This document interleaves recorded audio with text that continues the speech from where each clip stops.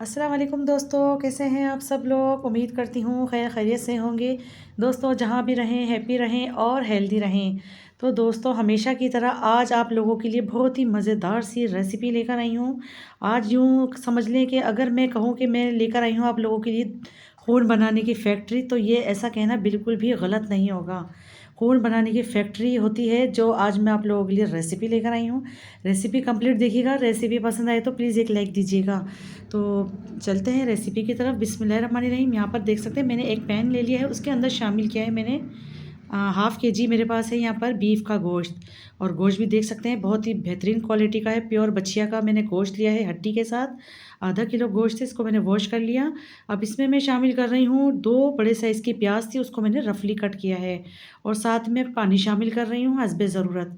पानी मैंने बहुत ज़्यादा नहीं डाला, सिर्फ 1.5 गिलास शामिल किया है मैंने पानी का, क्योंकि हमारा गोश्त जो है बिल्कुल ताज़ा है और गलने में मसला नहीं करेगा। तो मैंने 20 मिनट तक इसको पकाया है। अब आप देख सकते हैं इसमें प्याज एकदम सॉफ्ट हो चुकी है। तो अब यहाँ पर मैं कुछ मसाले शामिल करूँगी। 1 टेबल स्पून भर के मैंने शामिल किया है अदरक लहसुन का पेस्ट। अब इसमें शामिल करूँगी मैं लाल मिर्च का powder 1 table spoon. Half tea spoon शामिल किया मैंने हल्दी पाउडर, नमक टेस्ट के अकॉर्डिंग। तो ये बेसिक से मसाले चले गए हैं, इसको मैं अच्छे से हिला लेती हूँ। तो अब यहाँ पर मैं साथ ही में शामिल कर दूँगी इसमें, मेरे पास थे 2 बड़े साइज़ के चुकंदर, और उसको मैंने कट करने के बाद नमक लगा के थोड़ी देर के लिए रख दिया था, ताकि इसके अंदर से जितना भी इसका लाल पानी होता है वो निकल जाए।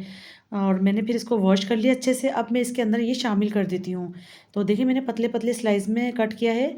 और ये जब आप इसको डालते हैं तो फ़ौरन से आप देखिएगा इसका कलर कितना चेंज हो जाता है। लेकिन मैंने अभी इसको कवर किया है, फिर मैं आपको दिखाऊँगी। ये देखिए इतना सुर्ख कलर निकल कर आ गया। यकीन मानिए रब की कुदरत है। और मेरे रब ने ऐसी कुदरत रखी है इस सब्ज़ी के अंदर कि इसको जब हम खाते हैं ना, या फिर इसका जूस अगर बनाकर आप पीते हैं, तो फ़ौरन से खून बनना स्टार्ट हो जाता है।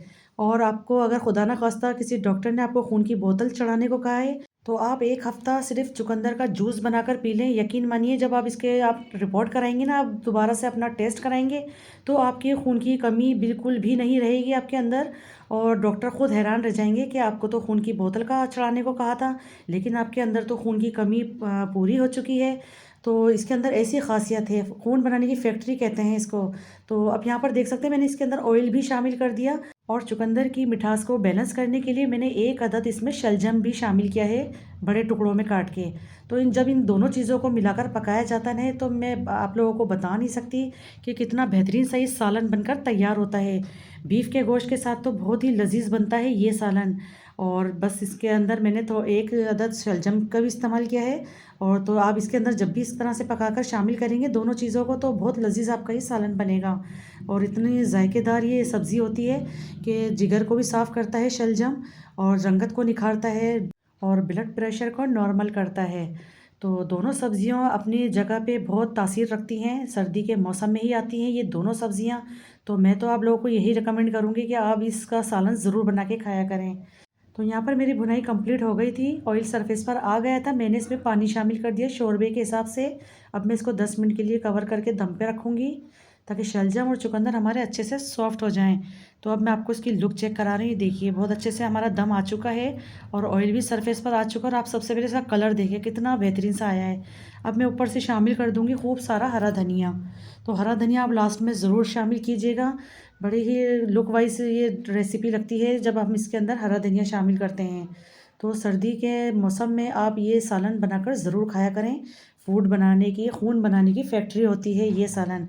तो मैंने इसको सर्व भी कर दिया, डिश आउट करके आपको दिखा दिया है। तो आप इसकी लुक चेक करें, कलर कितना खूबसूरत आया है, और बिल्कुल ओरिजिनल ऑथेंटिक कलर है। ऐसा नहीं कि हमने इसके अंदर कोई आर्टिफिशियल कलर शामिल किया हो।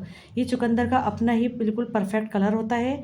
और बाज़ मेरी बहनें क्या करती हैं, इसको थोड़ा-सा बॉयल कर लेती हैं, फिर इसके अंदर शामिल करके पकाती हैं। तो यकीन मानिए आप ऐसा कर तो लेती हैं, लेकिन इसकी ग़िज़ायत ज़ाया कर देती हैं। अगर आप भी चाहते हैं कि इसके ढेरों ढेर आपको फ़ायदे मिलें, तो आप इसको ऐसे ही डायरेक्ट इसके अंदर डालकर पकाया करें। ये मेरे रब की कुदरत है, इसका कलर बता रहा है कि इसके अंदर खून बनाने की कितनी तासीर मौजूद होगी। मैं तो इसको ज़रूर बनाती हूँ, और इसका जूस भी बनाकर ज़रूर पीती हूँ, बच्चों को भी पिलाती हूँ। यकीन मानिए फ़ौरन से एनर्जी को बूस्ट करता है, और आपके अंदर जितनी भी खून की कमियाँ होती हैं उसको फ़ौरन से दूर कर देता है। तो मैं यही कहूँगी आपको कि सर्दी के सीज़न में चुकंदर का इस्तेमाल लाजमी करें, गाजर का करें, शलजम का करें और अपने सालनों को भी इस तरह से बनाएं, गोश्त में डालकर पकाएं। तो देखिए कितना खूबसूरत सा इसका कलर आया है निकल कर। इसको चपाती के साथ खाएं, बड़ा ही मज़ेदार ये सालन बना है। आई होप आपको आज की मेरी ये रेसिपी ज़रूर पसंद आई होगी।